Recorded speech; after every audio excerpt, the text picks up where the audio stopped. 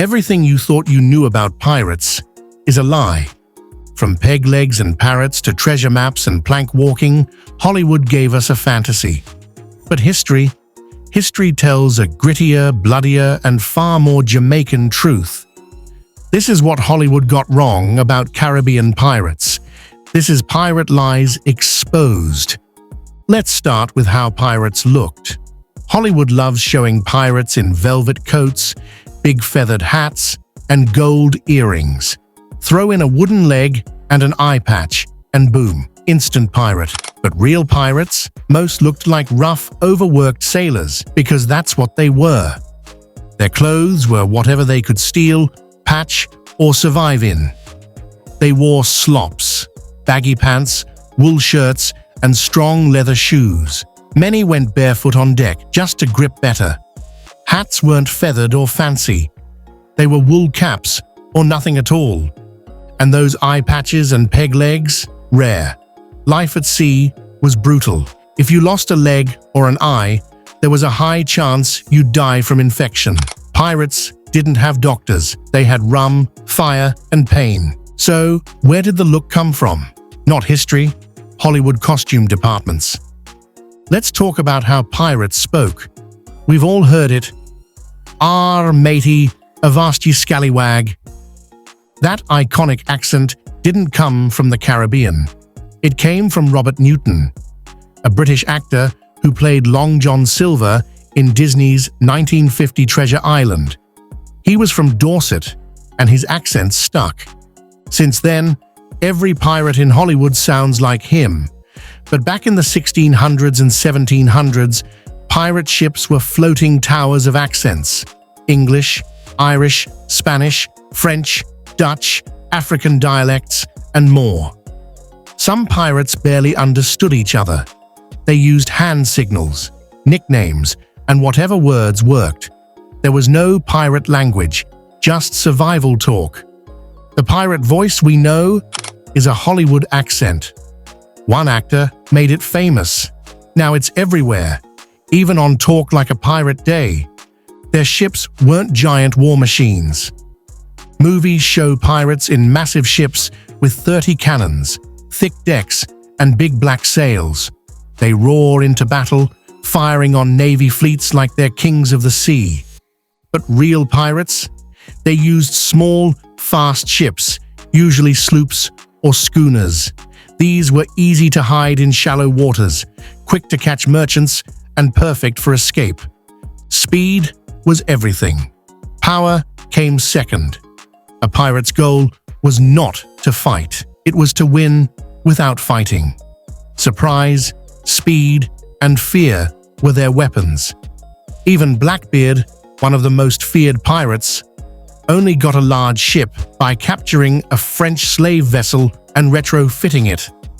Most pirates had no such luck. Big ships? That was a death trap. Fast ships meant freedom. Pirates used fear, not chaos. Hollywood says pirates were wild, drunk, savage, out of control. But real pirates used calculated fear, not madness, to win. They flew terrifying flags. They wore dark clothes. Some, like Blackbeard, tied burning fuses in their beards to scare their enemies into surrendering. Violence was a last resort. Pirates wanted loot, not a sinking ship. A damaged prize meant no profit.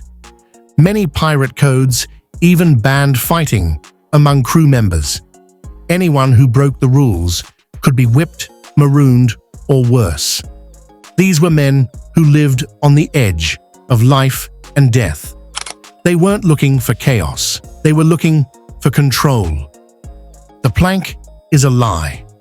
So is the treasure map. The biggest pirate lies? Walking the plank and buried treasure. First, pirates didn't make people walk the plank. There's zero evidence of that. If they wanted you gone, they threw you overboard. Fast, cruel, and straightforward. Second, pirates didn't bury treasure. Why would they? They didn't expect to live long. They spent it traded it, and shared it. The idea of treasure maps with X marks the spot came from books, especially Treasure Island by Robert Louis Stevenson, not from pirate journals, not from the Caribbean. Real loot, it was mostly goods, sugar, rum, fabric, spices, gunpowder, things they could sell. Gold and silver were great, but so was everything that brought another day alive. Pirate democracy was real. Here's something Hollywood almost never shows. Pirate democracy. Pirate crews voted. They elected captains. They made rules called articles, written agreements that said how to divide loot, settle disputes, and handle injury payouts. Lose a leg? You got silver. Lose an eye? There was a payout. This was their version of health insurance. The captain wasn't a king. He could be voted out. The real power often rested with the quartermaster, the crew's voice, and the man who made sure everyone got their fair share. This was pirates rebelling not just against countries, but against unfair systems. Pirates looked like the Caribbean. Hollywood gives us white pirates with British accents, but the Caribbean reality, multiracial, multicultural, and multilingual. Pirate crews included free black men and escaped slaves who fought and shared loot as equals. Africans, Europeans, Jamaicans, Haitians, and native people all live on the same deck.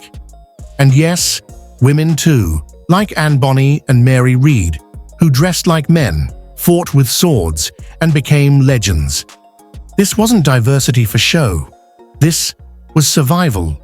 If you could sail, fight, or cook, you had value. In fact, some of the fiercest pirates in Caribbean history were born or based right here in Jamaica. Most pirates died young. Hollywood pirates age gracefully.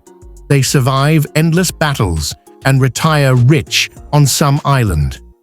Truth is, most pirates didn't make it past 2 years. Disease ran rampant on ships, scurvy, dysentery, fever.